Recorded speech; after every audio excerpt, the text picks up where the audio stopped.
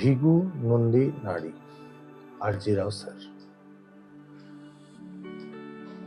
সম্পূর্ণ বইটিতে লগ্নের ব্যবহার বা দশার ব্যবহার নেই।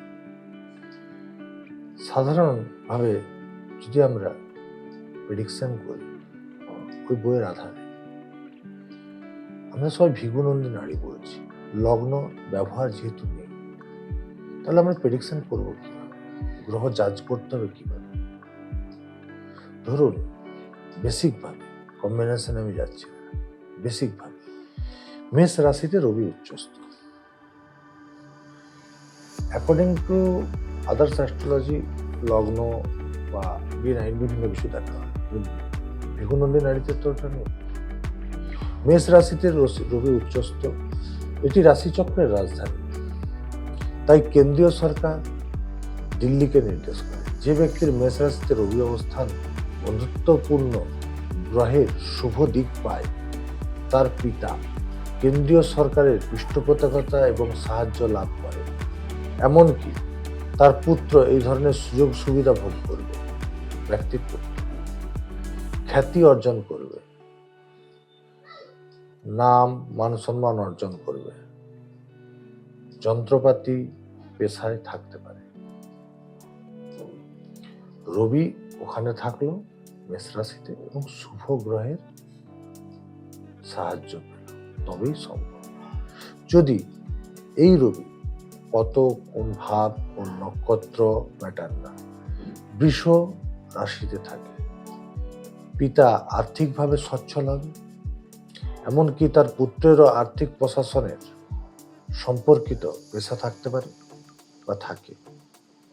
মিথুনে যদি হয়, ব্যক্তির পিতা তার বুদ্ধিমত্তার মাধ্যমে জীবনে উন্নতি করে, এমনকি তার পুত্র শিল্প ও বাণিজ্য সম্পর্কিত পেশায় সাফল্য লাভ করে। পিতা পুত্র উভয়ই তাদের বুদ্ধিমত্তার জন্য পরিচিত।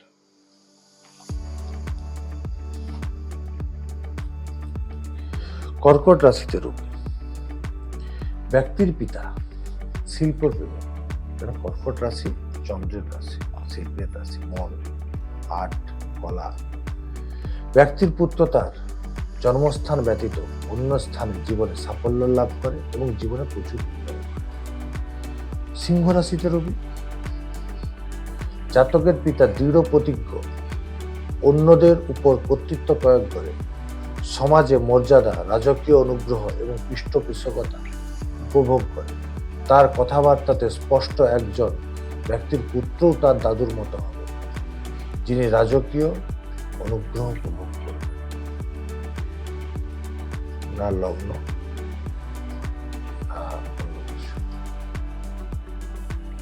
একটা গ্রহের একটা রাশিতে অবস্থান এবং সর্বোপরি তার কম্বিনেশন কি ফল দিচ্ছে।